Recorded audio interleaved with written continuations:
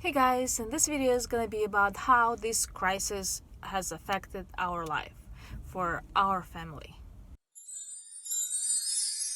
So as you know, everybody knows that this crisis caused a lot of chaos. Like kids have to stay home from school, people have to stay home from work and not getting paid. Maybe some of them do, some of them don't. And businesses are not making as much as they used to or make nothing at all, and people are frustrated because they had to go through this change like all of a sudden.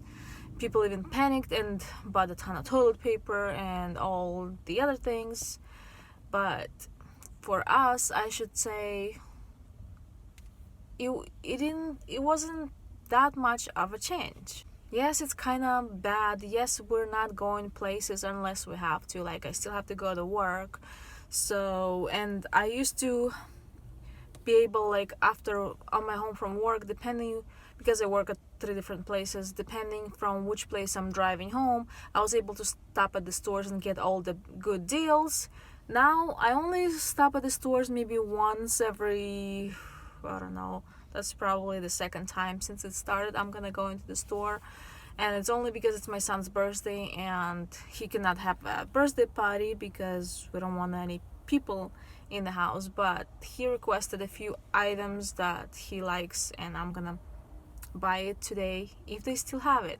So I was able to get like deals before, and now you would be lucky if those items are actually in the store, not just the deals, the ones that are like, that even not a good deal, they might be out because people are buying more than the store has, which is not really a big deal for us because we have a good stockpile of everything. Because I wasn't really stockpiling anything for because I didn't know any of this stuff will happen, and I wasn't really stockpiling like a prepper for doomsday or something. I was just stockpiling so if I can get this item for, let's say, $1 instead of $2.50, why would I want to pay $2.50 next week and the next week and the next week when I can buy just like 5 of them or 6 of them for a lower price and not pay more later. That was my main reason for stockpiling. So because we have most of the things, we are running out of some, but we can substitute it with the others.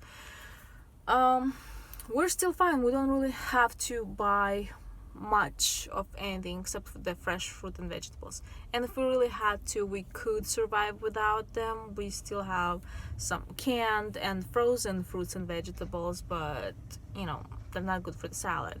Or my kids like just cut up pieces fruits and vegetables to eat, just like slices of cucumbers or kiwi or peppers or celery, all the things. I just make the slices for them or little pieces, and they eat it. They prefer that over salad. And because we're so used to eating a lot of it, now that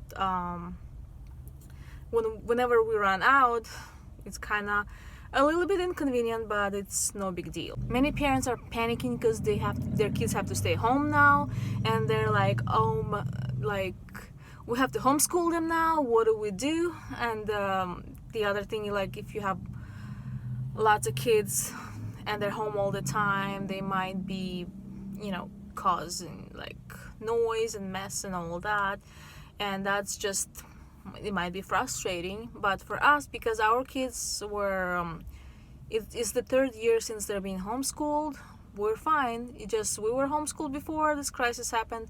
We're still homeschooled now. The only thing, instead of submitting our work, like going and seeing the teachers or them going to their meetings, we have to do everything online or by the phone. So it's not much change. It's actually easier because this way it saves us time. My work and pay stayed the same, so our income did not change even a bit, not at all. So there's like no changes here. So of course everybody kind of worries about not getting sick and all that, and me too, because if I get sick, that's gonna be really bad, not for just my family but for my work too. So I can make another video on that. And we also have enough food, like most of it. We have enough toilet paper. I actually gave some toilet paper away to people who didn't have it, and even some food and some eggs from my chickens. So I mean, if we really wanted to, we could just like lock our doors and stay in the house for 2-3 months if we really had to. Except we might run out of chicken food. Chicken feed, that's the only thing. So yeah, but we're kind of prepared without really preparing for it, but because we didn't know that any of this might happen. But when you're you have emergency fund, when you don't have any debt, when you have some food in your home, it's not a big deal, especially if you still keep your income, which is a big deal if you would lose it. Yeah, I understand, but even if my income would be lost, we could still survive a few months. I mean, it wouldn't be a tragedy. So thank you guys for watching. I hope this video was helpful for you, and you're staying well and safe. And please comment down below how this crisis affected your life. Did you lose your job? Maybe I don't know, maybe you ran out of food and you had to go and buy it at the overpriced, because like at the shelves when they're like all the lower price food is out, sometimes people have to settle and buy more expensive just because there's not any. That's bad. So please tell me how you're doing. I really wanna get to know you better. Thanks for watching. Bye.